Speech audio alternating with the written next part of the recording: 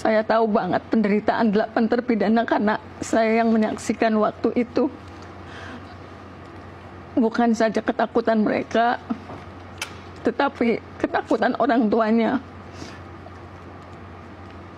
Makanya saya tuh kalau misalnya disebut Pak nggak nyaman, saya nggak nyaman karena apa yang saya kerjain di 2016, saya merasa saya gagal. Itulah kenapa kesedihan itu terus ada gitu. Sebetulnya saya dari 2016 meyakini mereka itu tidak pernah melakukan perbuatan yang dituduhkan. Karena keyakinan saya itulah, saya juga sempat melapor kemana-mana. Karena apa? Saya melihat penderitaan mereka. Walaupun sampai dari sejak mereka penangkapan, saya hanya berkomunikasi dengan orang tuanya. Saya tahu betul kesedihan orang tuanya luar biasa. Tahu betul bagaimana mereka menangis di pundak saya. Tolong Bu, saya tahu betul. Saya tahu betul juga prototip setiap orang tuanya. Mereka itu semua kerjanya kuli bangunan. Dan ketika, sebetulnya kan waktu ditangkap 9 karena ada Albi. Ketika mereka ditangkap juga, mereka nggak ngerti mesti kayak gimana. Saya pada saat terjadi penangkapan memang semuanya sebetulnya sudah kasih kuasa ke saya. Dari tanggal 31 ketika Eko tertangkap dan yang lainnya, semua ngasih surat kuasa ke saya. Kita simak persidangan yang sekarang ada. Bagaimana pengakuan para terpidana yang kemudian disiksa.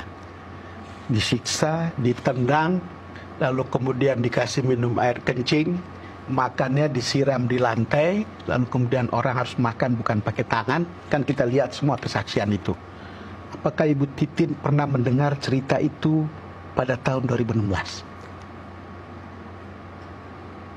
Itu sudah pernah disampaikan Pak di dalam persidangan 2016. Cuman tidak sedetail sekarang. Mereka juga nggak nyebut nama.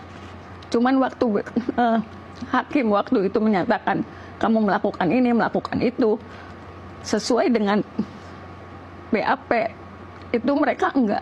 Saya ngomong, saya terpaksa mengakui karena disiksa, disetrum, dianiaya, disuruh minum air kencing. Sebetulnya itu sudah disampaikan di sidang 2016, bukan sekarang.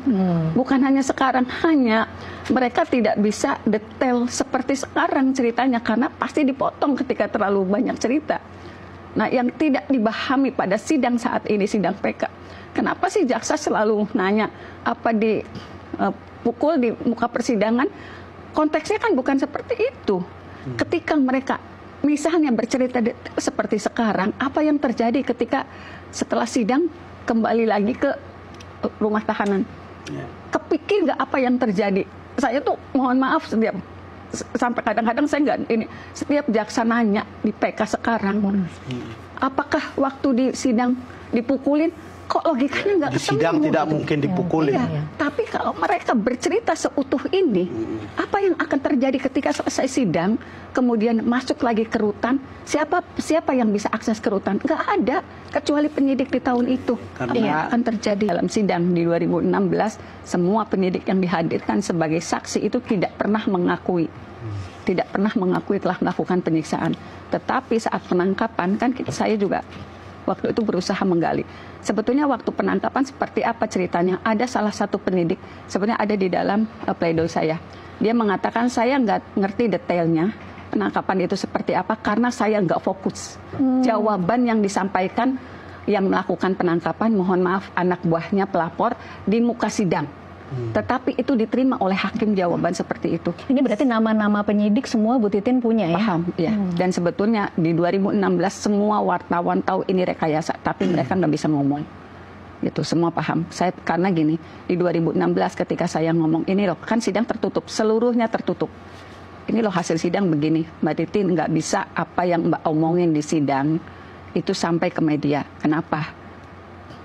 Saya sudah dipanggil Kapolres. Gak usah ngomongin pengacaranya, blow up aja ke kejaman ini. Jadi di 2016 saya juga tidak bisa berharap banyak dari media lokal, apalagi nasional, walaupun saya juga dari wartawan. Dan pada saat awal Bu Titin ini kan dibully, ya. itu menjadi public enemy. Dan sekarang berubah menjadi terbalik.